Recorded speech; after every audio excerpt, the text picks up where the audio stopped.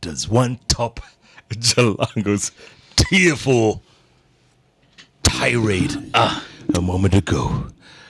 I tell you what, Jalas, got to make an impact, and that's what we do. We just tell our story. We're not making this stuff up, by the way. Yes. It is real stories. Real stories told in real time. And mine, Jalas, as soon as I set this stuff up, goes like this. A story a day. I want to tell you about the story when I first met George Opong Weah. George Opong Weah, who's about to become very well. Actually, they just held a presidential election in Liberia, you know this, and the first two candidates were not able to get 50 plus 1% of the vote. Him and Vice President, what's his name again, Teddy? Boakai, yeah? Boakai. So now there's a runoff. But George, when you look at him, Jalas, this is a story for the ages. A kid who grew up in abject poverty. The poverty you talk about in Kenya, yes, it's people are pretty poor. But in Liberia, and by the way, and I told you this before, Liberia was one of the most stable, most beautiful, most attractive countries on the continent. People from Kenya used to go there on vacation in Liberia. Set up in 1847 as a home for freed American slaves. Established in 1847, and then they created the capital. To show gratitude to America, they called it Monrovia after U.S. President James Monroe. And for 133 years, from 1847 to 1980, stability like you'd never imagine. It was the place to be.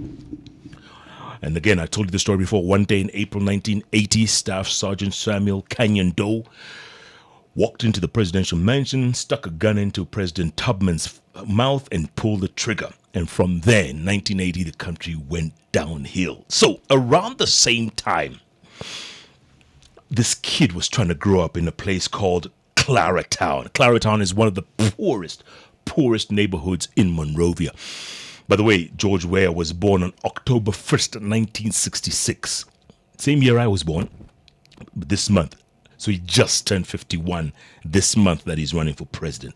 So this kid grows up dirt poor. They have nothing. His parents are so poor they sent him to live with relatives. Just the story you tell me. And he's living with his grandmother, and he's playing football, and the country is fast deteriorating into nothingness. But he's determined. He says, this is what I'm going to, this is my gift. God has given me this gift. I have to do something with it. He plays for the local teams. He plays around, and he keeps himself very fit, and he's powerful, and he's fast, and he's skilled. One day they're off to Cameroon, to ply his trade, off in Cameroon. And while in Cameroon, this guy called Arsene Wenger just happened to be there. On a scouting trip, just happened to be there, spotted this Liberian kid playing in Cameroon. And he said, who is this kid? One thing led to another. The kid ended up in Monaco. From Monaco to PSG. From PSG to AC Milan. And, again, progressing. It took a long time, but he was progressing each time, and each time displaying his skills. At AC Milan is when people got to see the real George Weah. There's one shot, if you go to YouTube, he gets the ball from inside his penalty area, dribbles all the way to the other end, tackles about 4 or 5 people. He's still going all the way, boom, kicks that ball, back of the net. The world had come to see George Weah. 1995, he was voted World Football Player of the Year. Wow. Meaning the Ballon d'Or, the famous Ballon d'Or that people talk about, Messi, Ronaldo. The only African to ever have received the Ballon d'Or was George Weah. 3-time African Player of the Year. This guy was huge. By the way, later on, he would play for Man City. He would play for Chelsea. He would play for, there's one, Marseille. I think, in the early 200, he played for Marseille. But I'm telling you, this guy, the determination for from going from literally, it's like Pele's story, how Pele grew up in the streets of Sao Paulo and went all the way. George, out of poverty, in a time when there was so much racism in Europe, especially for black players. And Arsene Wenger one day told him, listen, when you're on the field, no one judges your color. No one looks at your color. It's an even playing field. Go show them what you've got. Wenger, the one that people are always saying, Wenger must go. He spotted that talent. The only unfortunate thing George never did was play for his country in the World Cup. He represented Liberia for like 18 years. Liberia never made it to the World Cup. But when it came to qualifying, each time Liberia would go, because now it's the 90s and the Civil War and the country's tearing itself apart, George would fund. Just you're telling me about Oliech. George would do the exact same thing. Wherever Liberians were, whether it was in the US, in Europe, in Africa, Middle East, Asia, he would gather them around, send them plane tickets. Let's go, guys. We're meeting Cameroon. Let's go. We're meeting Egypt. Let's go. We're meeting Nigeria. Here's the ticket. Show up. Let's train. George single-handedly funded the team they called the Lone Stars, which is Liberia's national soccer team. So in 2005, I'm in the streets of Liberia. And of course, Charles Taylor has gone. He's in exile in Liberia.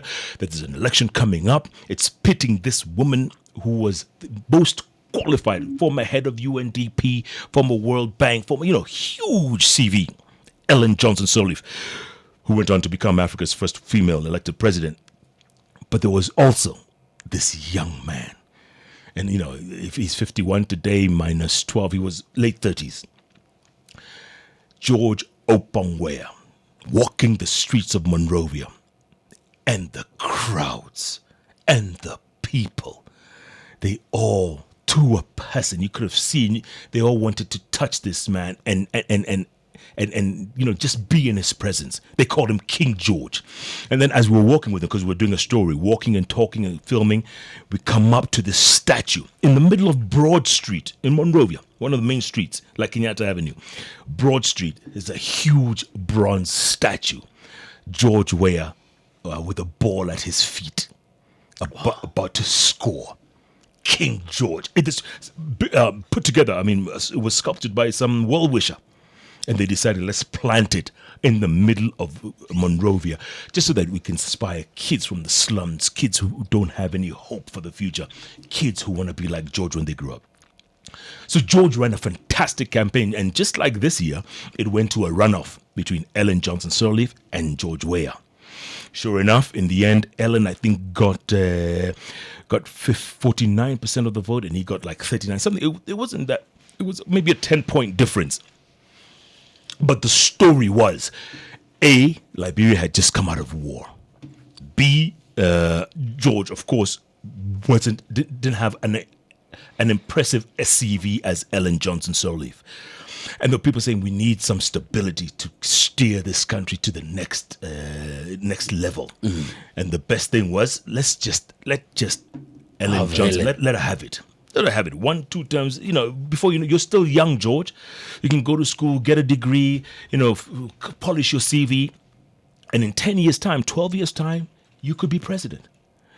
Sure enough, George went back to school. He studied at DeVry University, came back. In 2012, he was actually the running mate of one of the Tubmans. Tubmans from before? Mm. He was a running mate. They didn't win it in 2005 plus 6 years, 2011. They didn't get it. They lost. In 2014, there was a space, I think a slot opened up for a senator in the parliament. George Weah won by 79%. As we were going into this election, he was a senator. He won by 79%. And now he decides, it's 2 terms. Ellen Johnson can't run again. This is the moment. And he was leading in this first round. What is it? 39%. 39. He was leading. And now him and the vice president, incumbent, now they're going for a runoff. Who do you think is going to take it in November? Ladies and gentlemen, I present the president of Liberia, George Opong Osman Weah. And that is a story. And great guy, by the way. When I met him and walked with him in the streets, great, humble guy. Humility is this thing. Hey, Jeff, hey, how's it, Jeff? How's it, Chief? How's it going, man? Nice and gentle. And despite the awards he had won, Ballon d'Or, Jalas, which other African has won a Ballon d'Or? None. African Footballer of the Year 3 times. Playing for Marseille, PSG, Monaco, Chelsea, Man City. What?